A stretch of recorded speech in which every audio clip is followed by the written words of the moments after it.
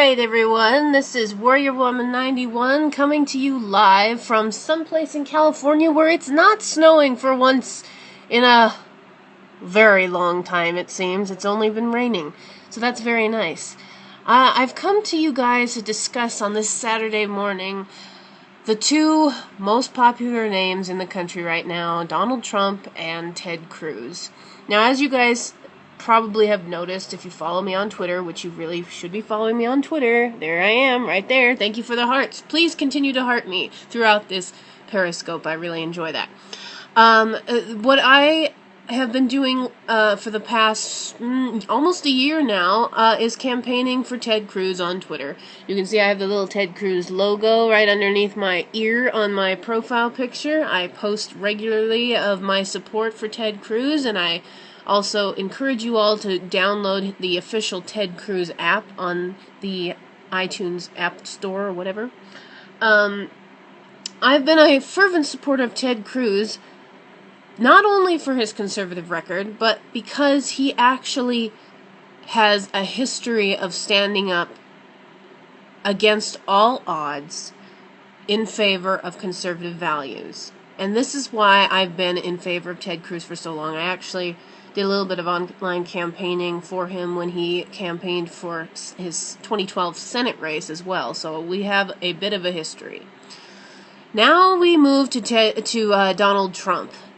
Now, you see, I have relatives that are very, very, very, very, very enthusiastic about Donald Trump. I have friends that are enthusiastic about Donald Trump. I have coworkers that are enthusiastic about Donald Trump. I think that I'm not exactly that enthused about Donald Trump, and here's why. I understand completely the appeal that he has to people. The guy that can spit in the eye of the media and can come out without a scratch. In fact, can double his support.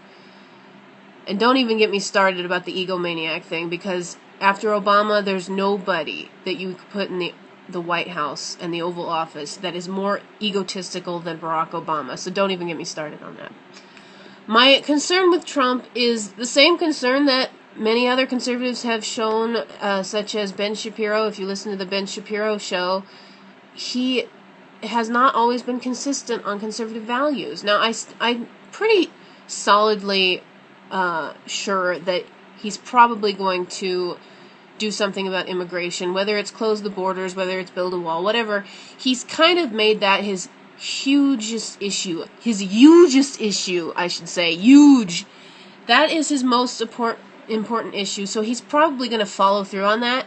However, on other things such as his switch on abortion, his questionable history on universal health care, so on and so forth, I'm not overly enthusiastic about putting somebody in there that has held more progressive views on these issues in the past. So that's my concern about Donald Trump. Now I'm going to tell you guys the story of Jacob and his two wives.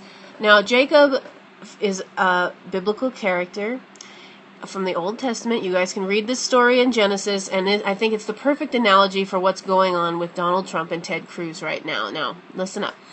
Jacob wanted to marry his cousin, which in the Bible wasn't unusual, and in those times, in general, was not unusual. His cousin's name was Rachel, and we're going to say that Jacob's real name was America in this story, and we're going to say that Rachel's name is Ted Cruz. Rachel was the most gorgeous woman on the planet, apparently, and Ted Cruz is the most conservative candidate that we've had in a very, very, very, very long time. He's probably more conservative than Ronald Reagan, quite honestly. Now, Jacob made a deal with Rachel's father, his uncle. He said, I'm going to work for you for 7 years, and then you will let me marry Rachel. So his uncle's like, all right, let's do this. So for 7 years, Jacob/America works for Ted Cruz to be in office. And when he wakes up on his wedding day, he finds himself married to Rachel's sister Leah, also known in this story as Donald Trump. And he is required to work 7 more years in order to pay off having married Rachel as well. because his uncle wanted the older daughter to be married first, and so therefore he had to be married to Leah and Rachel. So my point of using that story is, on election night and in the morning, we may wake up with Donald Trump instead of Ted Cruz. However, either one would be infinitely better than Hillary, and so whoever ends up being the nominee, I will support wholeheartedly. We may not like Donald Trump so much when we get him on election day or on the morning after or whatever, but at least it's not Hillary and it's not Obama. It's a far cry. And as long as we get the immigration issue dealt with, we might be able to fix some of these others. Voting for Bernie over Trump, get out of here, get out of here, get out of here. You want a socialist? Do you want this to be Europe? I don't want this to be Europe. If I did, I'd move back to Italy where I belong.